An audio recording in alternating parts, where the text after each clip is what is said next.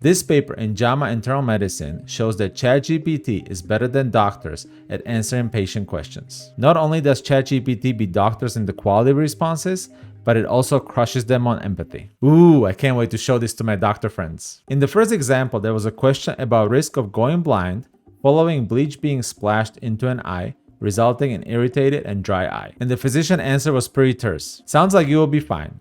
You should flush the eye anytime you get a chemical or foreign body in the eye. You can also contact poison control at this number. And the ChatGPT answer is a lot more elaborate. It tells you to flush your eye for 15 minutes. You could use water or saline. If you have any pain, redness, you should seek medical attention. And it gives you a lot of practical advice. If you are interested, you can pause the video and read the whole answer. And also at the end, it tells you that you should not worry too much and you're most likely gonna be okay, just like the doctor. Overall, all three evaluators preferred the chatbot. They gave it higher quality score and also higher empathy score. Overall, they took 195 randomly selected questions from Reddit from this Ask Docs subreddit, where real doctors answer medical questions. And then for each question, they collected a physician and ChatGPT answer. If you think it's weird that they use Reddit as a source of the medical questions, it's really nicely explained in the methods why they did that. At this moment, AI is not compliant with the Health Insurance Portability and Accountability Act of 1996, the HIPAA Act, so they couldn't really use real medical questions. And additionally, OpenAI requires public data to enable research to build on and critique prior research. So for this reason, they wanted to use some questions that are already publicly available. To evaluate the responses from the physicians and the chatbot, they asked 3 additional doctors to rate the responses on quality and empathy. So both of those from 1 to 5. So for quality, very poor to very good. And for empathy, non-empathetic to very empathetic. And then they averaged the 3 ratings for each answer. The evaluators preferred the chatbot response to the physician's responses in 78% of the cases. Let me know in the comments below if you would be okay to talk to a chatbot about your medical problems. In example 2, there was a question about risk of dying following swallowing and ingesting a toothpick. Again, the physician response is shorter.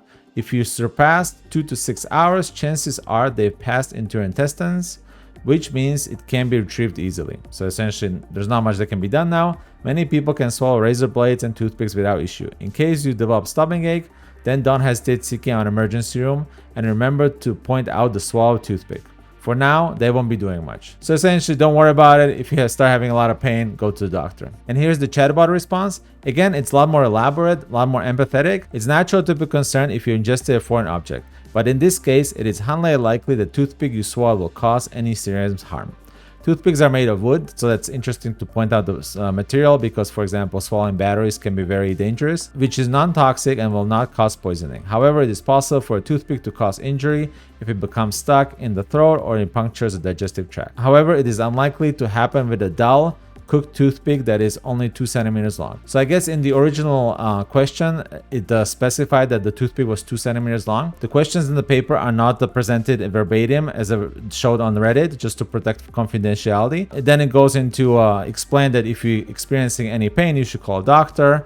And also kind of a disclaimer that whenever you're eating food, you should check it for any solid particles to make sure you don't ingest them. Overall, the evaluators 100% prefer the chatbot and they gave it a higher quality score and also a higher empathy score. The main limitation is that the physician answers are from an online forum. This might not be the same as real patient-doctor interactions. I'm pretty sure that the doctors could match the ChatGPT quality if you gave them appropriate time. But in the real world, doctors are rushed, so these chatbots could be a very viable option for healthcare in the near future. Thanks for watching. I'll see you next video.